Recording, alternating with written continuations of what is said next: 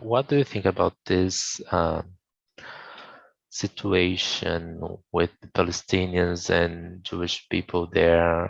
How do you feel about this? Yeah, it's really complicated for many reasons, I think.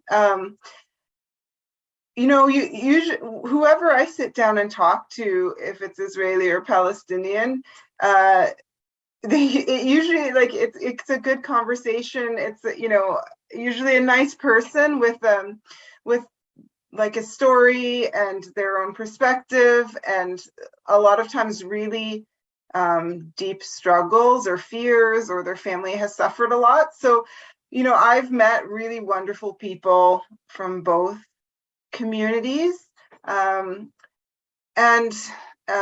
unfortunately it seems like sometimes the people you meet and the stories that you hear, but they don't necessarily have much contact with the other side, and so it's easy to build up walls of anger.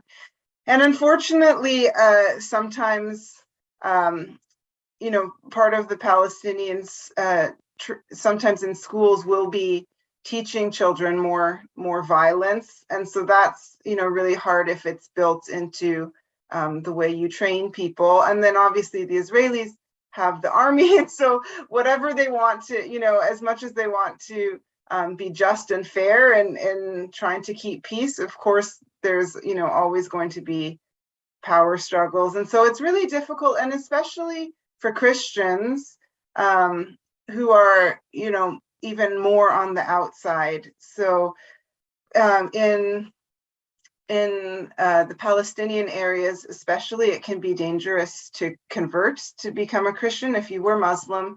And so I've heard stories of people who converted and were hiding in basements, trying to get Christian teaching. And so, yeah, you can be really an outsider if you're a Christian, even within your own community.